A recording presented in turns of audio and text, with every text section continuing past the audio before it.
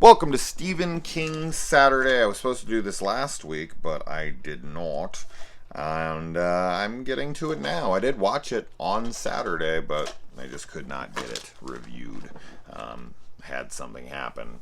It's not a big deal, but, I couldn't get to it. Excuses. Johnny Depp, Stephen King, and David Coep, however the hell you say this guy's name.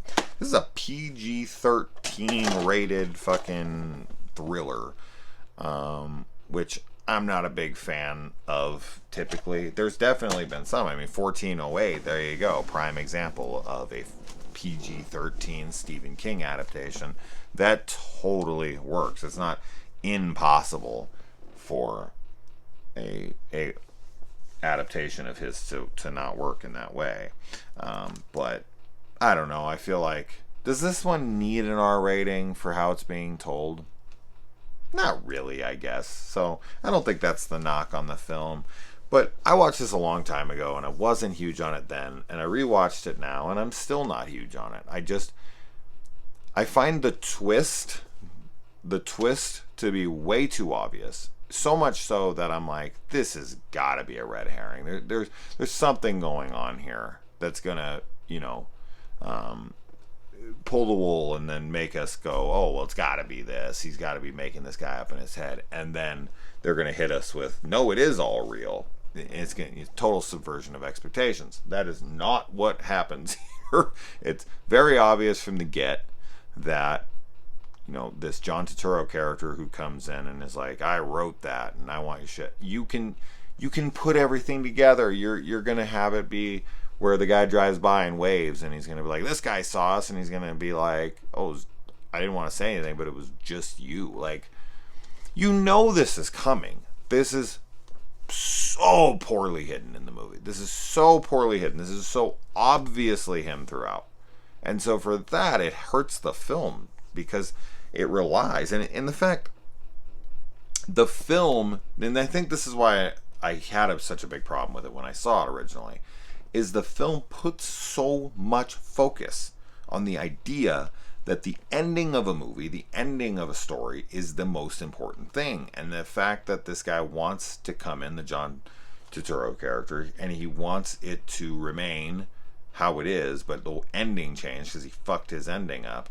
And that's what this is all about. And they keep bringing it up, and they even say it at the very end, that the ending is the most important part, and then it ends with him nibbling on corn. Now, that plays some, purpose in the film with context.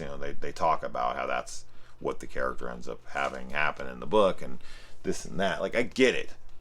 But, man, I thought the ending was very lackluster for a film that kept talking about endings. You know what I mean? So it didn't work for me in that way.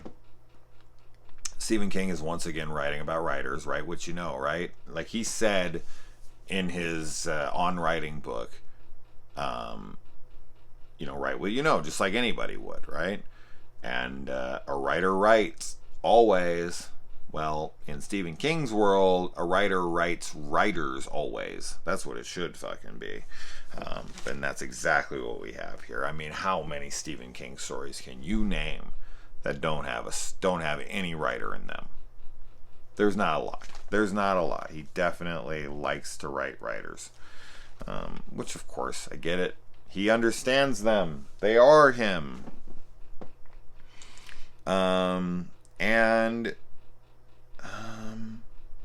Yeah, so this guy comes, claims he stole a story.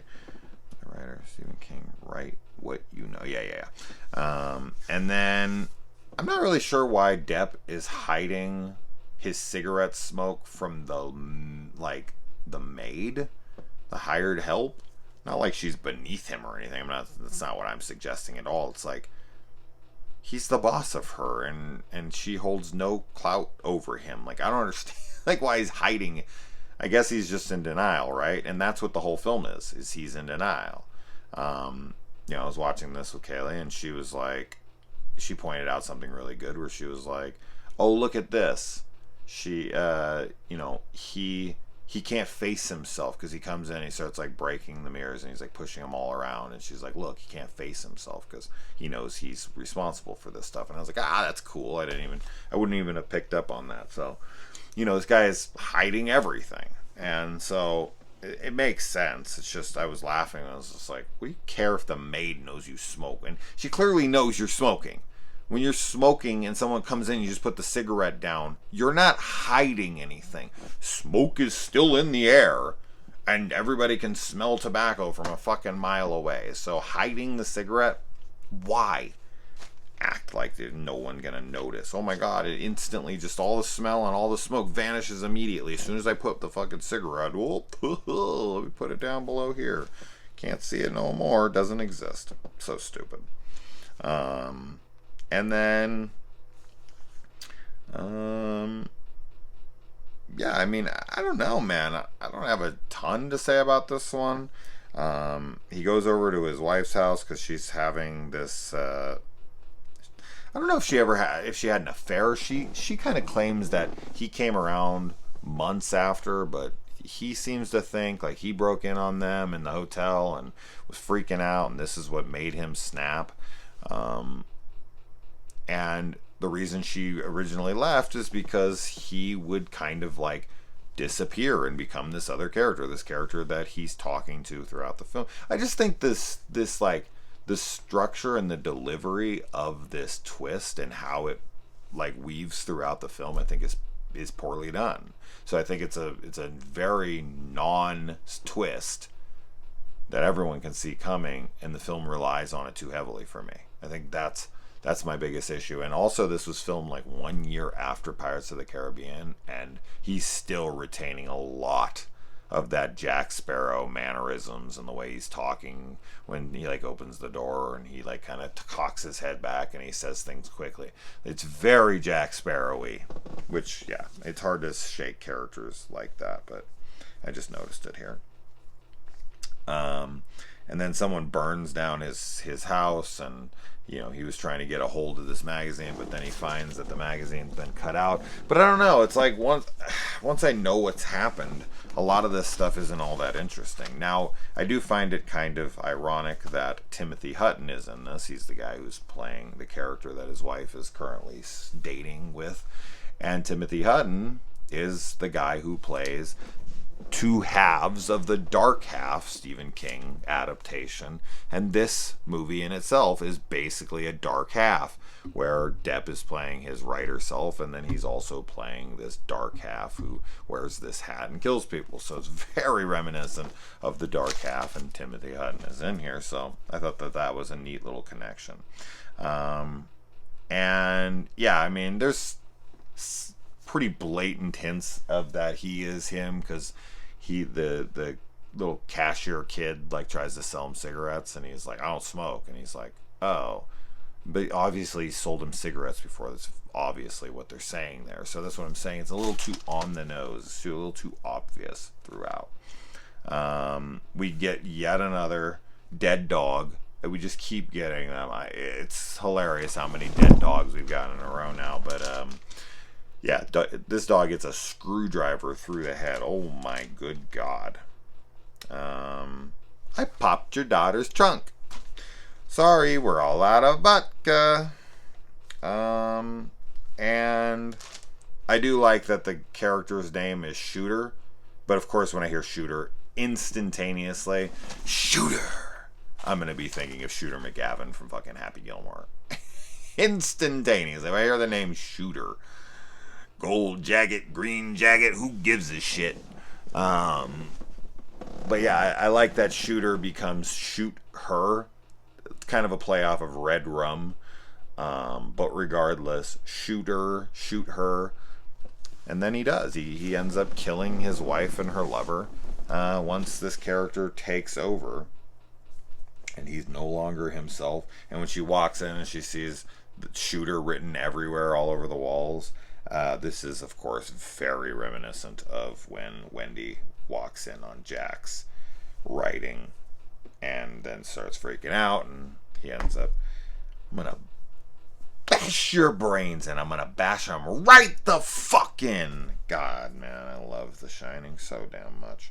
Um, and yeah, he then kills her and everything, and then he goes out and he cuts some of his hair off, and then gets these really geeky braces, and then tries to go and hit on this girl from the post office, I think is where she was at. Which, when she's interacting with him, and then he walks away, she's like, oh, he was hot, right? So she's like into him. But then he comes and tries to hit on her later, and she's like, get the fuck away from me. That was kind of interesting. It's probably because he changed his appearance and his demeanor, and he's all dorky and now, and before he was like mysterious. And once a girl kind of figures you out, and you don't look, you don't end up looking all that appealing anymore. So she went from 0 to 100. She went from 100 to 0. She went in reverse. She hit the brakes on this guy. I do like that he's growing corn on top of their dead bodies. Like, he's using their bodies to actually act as like part of his soil to grow the corn that he's eating. So, and that plays into the ending of his real story. But yeah, I mean, Philip Glass does the music for this, which is cool. Big fan of the Candyman theme. It's actually something I write to. I love it. I love it. I love it. And I like how when he like falls asleep, he then falls awake. It's like he's like on his couch or bed or something. And he's up like above the ocean or something, and then he like falls off and he wakes up. Oh man, falling when you're dreaming is the worst feeling, because you just like basically come to life, and you're just like, if there's anyone around you, they're getting their ass knocked the fuck out, but you're just like, what the like I always say, you grab everything. I don't yell, but I just it's so disorienting.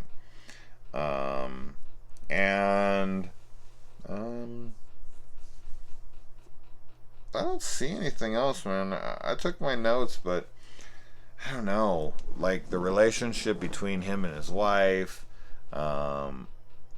I didn't find super interesting. The relationship between him, I feel like Timothy Hutton's character is asking to get his ass killed in this. The way he's treating this guy, it's like, I fucking took your wife and all that. I guess he's trying to be the tough ass. He's trying to be, hard on this guy. But, dude, you're just asking to get your fucking, like, I don't know. This is none of his business. I don't like Timothy Hutton's character in this at all. Like, I think he's a total asshole. Like, that's his fucking wife, man. That's his fucking wife. Okay, let them sort their shit out. Going to him and pushing him around and talking shit like that, you're just asking to get your ass beat or killed. Like, that's crazy, man. You don't fuck with a guy's wife like that. You don't... Gave her a foot massage. I give my mother a foot massage. Don't mean shit. Yeah, I honestly, I don't have much more, so you waited 2 weeks for this very short, shitty review, but that's all I got on the matter. I am watching Rose Red currently. I had to buy it all the way from Europe to get a copy of it for an even decent price. I actually had it shipped here and everything for like under $10, but in America, I go to America. It was like $50 at least. Outrageous. And it was like nowhere to rent or anything. So I was like, fuck. And then I went on to Amazon UK. And there I found a copy for like $5 or something with a few bucks shipping. It was crazy. And it got here in like less than a week. So cool. Rose Red. Look forward to it. I'll talk about it next week. Adios.